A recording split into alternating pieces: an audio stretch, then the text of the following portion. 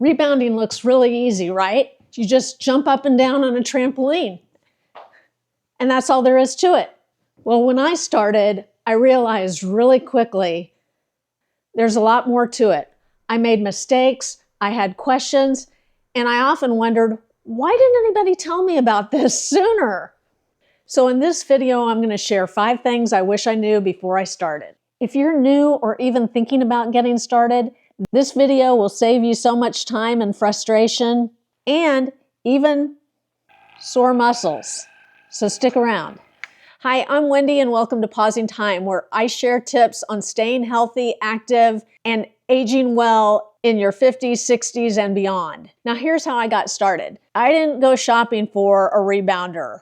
BCAN actually sent me one, and it's a solid entry-level rebounder. Not the cheapest out there, but not one of the higher luxury models of rebounders like this Jump Sport. And honestly, I'm glad that's where I started because it actually gave me a feel for what a rebounder can do, and I didn't spend a lot of money on it. And then once I got into it and realized I was going to do it for a long time, I started upgrading. But there are definitely a few things I wish I knew before stepping on the mini tramp.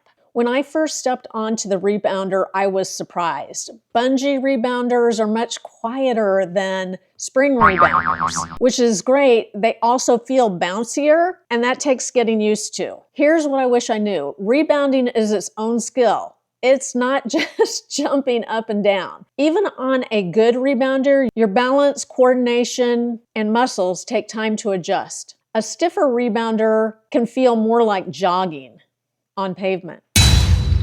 A bungee like this Jump Sport Pro or the BCAN you'll see in the background is more forgiving. It's more forgiving on the joints, but the deeper bounce can be a bit wobbly at first. If you're starting out on a bungee rebounder, expect a learning curve.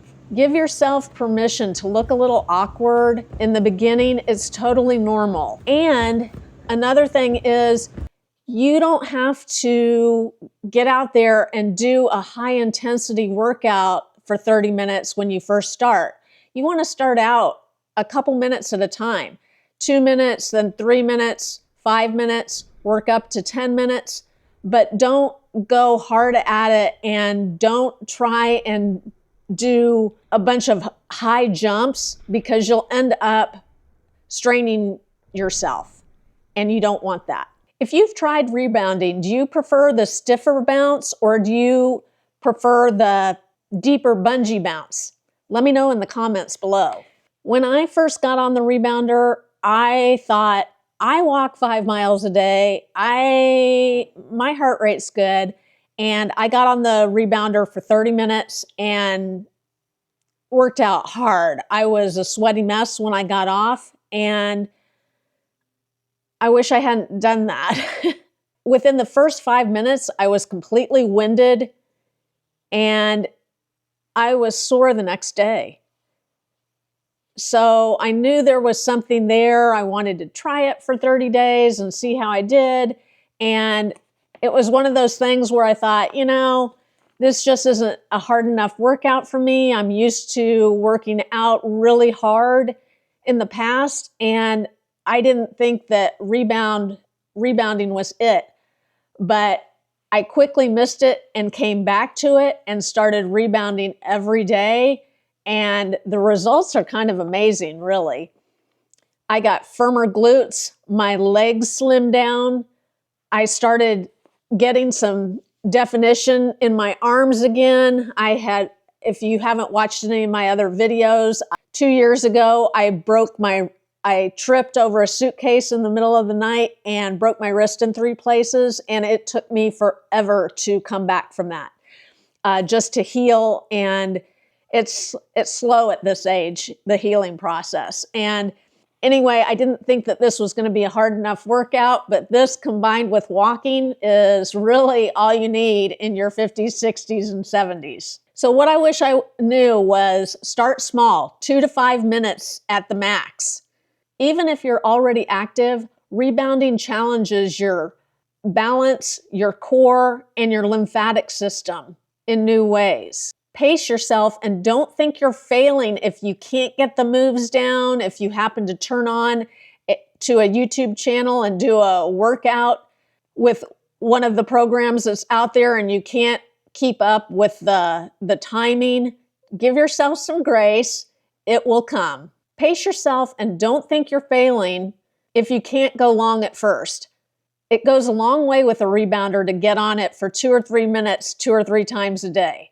And if you're working a few minutes before you go to work and a few minutes when you come home, you will start noticing a difference. So the third thing I wish I knew, shoes or no shoes. This one threw me for a loop at first. Should I rebound with tennis shoes on, or should I do socks, or should I go barefoot? Well, socks, let me just tell you, don't do socks unless you have grippies on the bottom of them, because you will slip and you could hurt yourself and you could slip right off. So don't do that. Shoes, I think shoes, if you're first starting out and you have balance issues, you definitely need to wear shoes until you get used to it. Now, I love to rebound barefoot. I don't know why, but it just feels good to me. So I do rebounding a lot barefoot. But shoes give extra support. And if you have foot or joint issues, you're going to want that extra support. There's no wrong answer here. The right choice is what you're most comfortable with. But like I said, if you're first starting out, wear shoes until you get your balance back and you feel comfortable before you get on there without shoes on. The biggest thing is that you want to remain pain-free. Tip number 4, it's more than just cardio. When I first started, I thought rebounding was just cardio. Like, you bounce, you sweat, you're done. But what I wish I'd known sooner was that you can use it for so much more. On a rebounder, you can work on your balance. One-legged bounces or side-to-side shifts really help your balance. Strength, I started adding dumbbells. And you'll see my pink dumbbells. I love my pink dumbbells. They are adjustable from 2 pounds each and they go all the way up to 10. And they're super easy to adjust and take off. And some moves you need more weight and other moves you need lighter weight. And if you don't have dumbbells, I'll link mine in the description below. They come in pink and blue and black.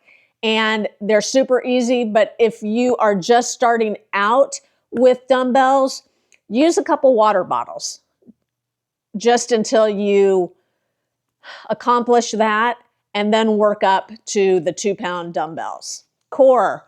Who doesn't want core, right? We all want a flat stomach. So twists and knee lifts engage your abs. Just remember that. So you are engaging your abs every time you do those knee lifts or side to sides. You're getting a stronger core. So it's not only is it a fun bounce, but rebounding is like a full workout machine that you have right in your living room or bedroom or wherever. It fits just about anywhere. You can go for the smaller one if you are short on space, or you can go for a larger one. I love the larger ones mostly because it just gives me more room to spread out, jump wider, and have more movement when I'm doing side to sides. Number 5, I've had a lot of people write me about this, but consistency beats intensity. So you've got to get on your rebounder once you get it. Don't leave it in the box. I've heard of people leaving it in the box and not setting it up. These rebounders are a little challenging to set up. The B-can is completely broken down. Now, I love the Jump Sport because it came in a thin little box and the whole rebounder fit into it and it was already put together, and that was huge for me. All I had to do was put the legs on. And I love that. I also love this Jump Sport because it's so quiet. Consistency beats intensity. This is the biggest lesson I learned because I always thought that you had to go hardcore with a rebounder, just like I've always done with every workout. But as we age, we don't need to go hardcore. So you don't need to do a 20 or 30 minute sweat drenching workout every time that you're on the rebounder. You can go for 10 minutes once a day if you need. And short and consistent with rebounding actually wins here. You can go short and consistent, 10 minutes a day will get your lymphatic system moving, boost your balance, and lift your energy and mood. It works, guys. Try it. So don't think that you need to just crush yourself every time. I have been sticking with short sessions a couple times a day, and it actually helps so much. And that's what's kept me consistent, because I know that I'm not going to have to go at it for an hour every time. Now, of course, there's times when I have gone for an hour and just done a really hard workout, but that's very occasionally.